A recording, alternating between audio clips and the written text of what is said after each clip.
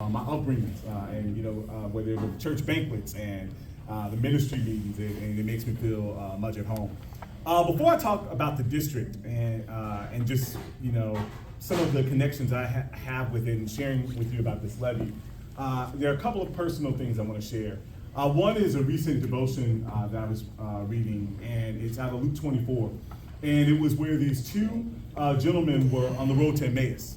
Cleopas was one of them, the other in the Bible is not identified. And it was right after Jesus had died. And there was rumors that, that he was no longer in the tomb, but they were just despondent. They were just talking about all the challenges. They were like, this was supposed to be our savior, all that was going on. And then far in the distance, they saw an unknown traveler just coming up. And they were nervous at first, because at that time, if there were disciples and followers of Christ, after Jesus had been killed, they were like, should we talk about this? What should we do? But they started sharing more about what happened to Jesus over the preceding days. And as they began to talk and they had this conversation and it began to unfold, they realized that the unknown traveler was actually Jesus himself. And he was right there in the midst. And what he began to remind them was, have you heard of the scriptures? Have you heard of all the things that had been prophesied before, that this was going to happen? But what we needed was leaders like themselves that would be right there to make sure that they were shepherding the cause moving forward. And the reason why I'm sharing that today is because there are challenges ahead of us. And there are things you may hear about the things that are facing our kids and the challenges that are facing our kids. But we are the leaders that we need. We need that prayer, that covering. You as ministers, deacons in your church, we need that prayer, that covering, the work of leadership together to know that we have a path forward. So I was thinking about that as I was hearing Ramir speak, because a lot of Ramir's background, I also hear a future educator when I hear him talk, reminds me of my background. And I won't talk much about my own story, but anyone who has heard my personal story know that my senior year of high school, our family, we were homeless. We lost our house due to a house fire. My dad lost his job, and our family circumstances changed. And so when I got to college, I was at a college where I was not seen for who I was as a student. I was one of a few black students on my college campus. I was picked up by the police. There were teachers and professors that said I shouldn't be there and that I didn't belong, and I struggled. But if it wasn't for a few people that were pouring into me, the covering that I didn't know that was around me, just like those two gentlemen on that road to Emmaus, I wouldn't be where I am today. And so when I think about Ramir and kids like Ramir that may have personal struggles in their lives, once again, we are the community, we are the leaders that our kids need to make sure that their circumstances change. It may be one conversation, it may be one program, it may be one aspect that dramatically changes the circumstances of our scholars. And so that's why we do this work. So a little bit about this levy. This levy is about hope for the future. And there's no greater time now for us to talk about hope for the future, because that's what we need. We need to instill hope for our future scholars. And that's what we're doing this levy for.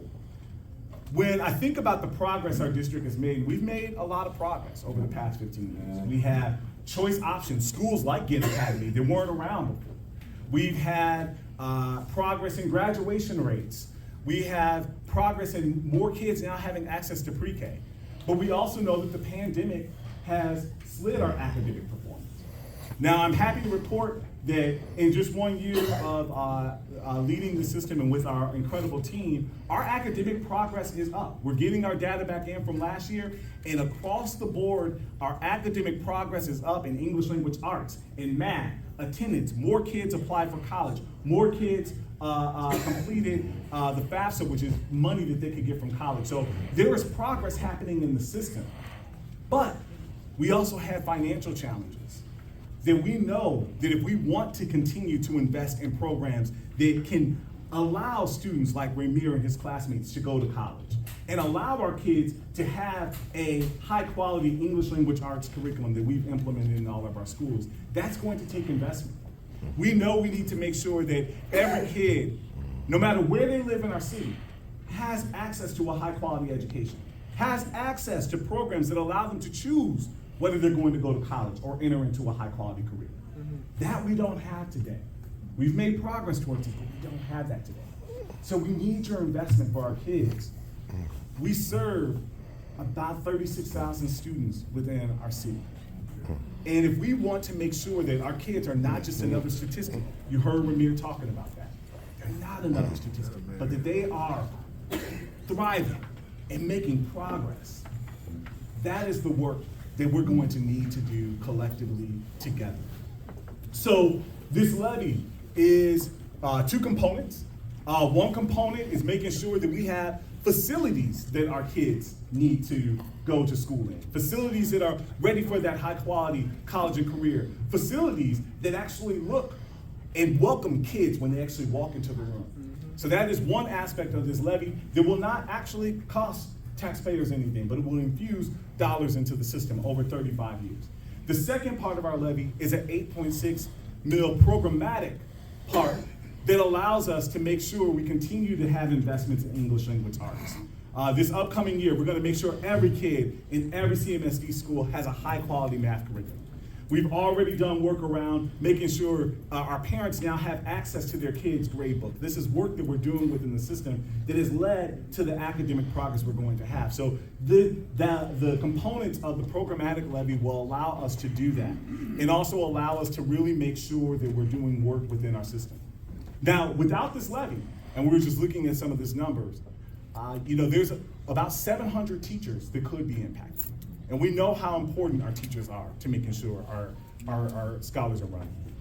We would have overcrowded classrooms.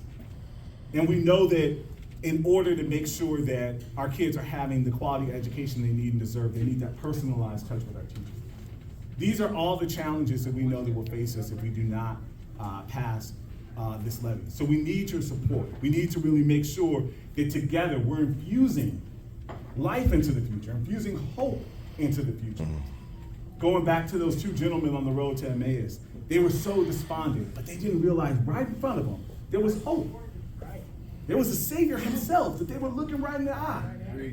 So we're right here. We're right here. Our kids are right here. We are what they need. We are products of someone tapping us on our shoulder and saying, you know what, I see something in you. I see a future in you. And that's what we need to be for our future. I'm so proud of Ramir, and I look all throughout the year, and every time I hear him talk, I'm like, man, I'm proud of you. I see a future leader in him, a future educator, future, mayor, future president, anything is possible. I see that. But I don't want you to look at Ramir and say that this is the norm in CMSD. We have many kids that don't feel comfortable getting up and speaking. We have kids who don't feel that they belong, that they don't have a voice. And we collectively need to change that. So I'm asking for your support. I'm asking for your guidance. I hope that you see that in this year that we're making progress. We've come in and worked hard in just a year to make academic progress. So the district is moving forward, and we want to do it with partnership. So I've told some of you, and I've been to some of your churches, and there's also an invitation if you want to come out to, want me to come out to your church, I'm willing to do that. We're here today to make that connection. If you're like, hey, I want you to come out, come to a congregation, talk to us, or just come out and be there for a service, pray, walk the neighborhoods. I've done that with a couple of pastors. I'm willing to do that because we know that this work is through community leadership. It's on the ground, but we need to get the word out and we need to mobilize. So I thank you for your continued support. I know you guys will have questions. I want to make sure I get your questions answered, but I'm just really grateful to be in this space. And our kids need this. This is for our kids.